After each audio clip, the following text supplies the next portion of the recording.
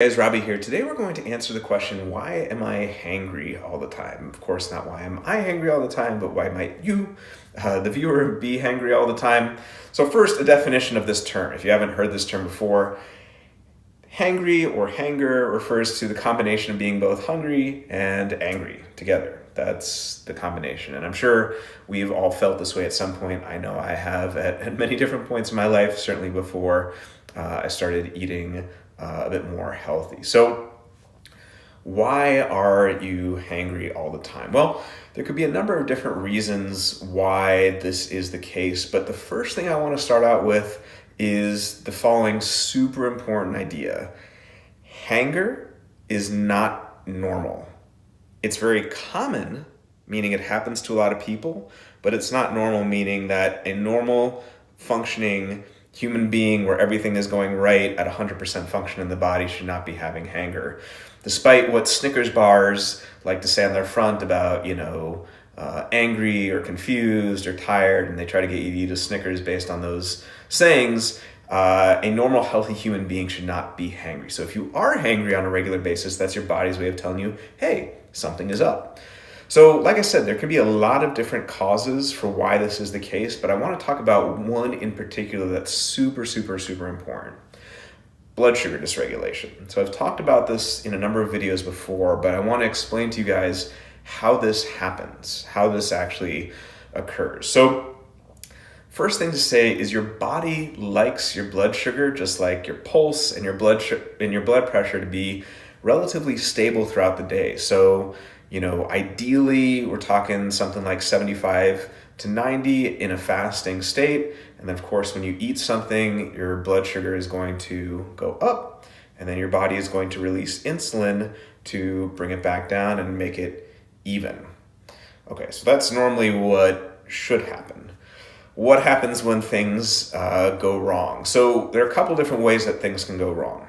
Number one, you are in a fasting state and then you eat something that has a crazy amount of sugar in it, like a soda or, a candy bar, something like that. And your blood sugar spikes way up, super high, off camera. And then your body releases insulin to bring it back down. And sometimes when your body releases that insulin, it can overshoot the mark. And it causes you to go from being in a hyper state, too much sugar in your blood to too little. And then your body says, emergency, danger. So what does it do then? It either tells you, hey, go out and get another candy bar to bring my blood sugar back up, or it releases cortisol, your body's master stress hormone, to bring the blood sugar back up. Now, if that happens once in a great while, it isn't a huge issue. But when it happens all the time because you are either not eating enough for breakfast, which can cause your blood sugar to dip and then cortisol to be released, or if you're not getting enough sleep, or if you're eating hyper-processed foods, all of which are sending your blood sugar on a roller coaster, that's why you are hangry. So the number one thing I say for people who have constant issues with being hangry is you have to get your blood sugar in line. So what are some practical tips for how to do this? Well, a lot of this is going to be familiar to anyone who's watched our videos in the past, but just as a little refresher, real whole nutrient-dense food. Quality protein, veggies, healthy fats, fruits, nuts and seeds, herbs and spices are going to play a large role in making your blood sugar more stable. But what are some more practical tips, more kind of concrete tips? Well, breakfast. Breakfast should not just be a piece of fruit or some sort of carbohydrate like cereal or waffles. You need to have some protein, and not just a protein shake, like actual physical, and it doesn't need to be eggs either. It can be chicken or beef or fish or something like that, and that's going to help stabilize your blood sugar and make you less hangry. You have to have vegetables and healthy fats too, because again, that's going to help stabilize your blood sugar. You may think having a smoothie in the morning is helping you. Generally speaking, it's not. You may think having an apple and a banana for breakfast is helping you, and maybe it's a good switch. Maybe it's a good switch from what you were previously eating, which was cereal and waffles, and in which case that's a good step along the way, but you shouldn't just stop there at apple and a banana for breakfast. That is most likely spiking your blood sugar and then causing that blood sugar to then crash and causing you to go out for a Snickers bar or a Subway sandwich or what have you. Another thing that's crucially important for this is sleep.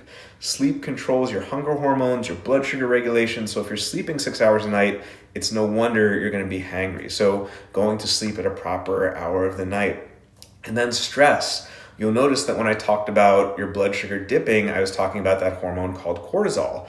Well, cortisol, in addition to being a master regulator of blood sugar, in addition to insulin, is your master stress hormone. So that's why there's such an intimate relationship between blood sugar and stress, or blood sugar and anger. So if you get hangry all the time, it is very common, but it is not normal. And what you need to do to get it back on track is to stabilize your blood sugar. How do you do that? Real whole food, proper amounts of sleep, de-stressing.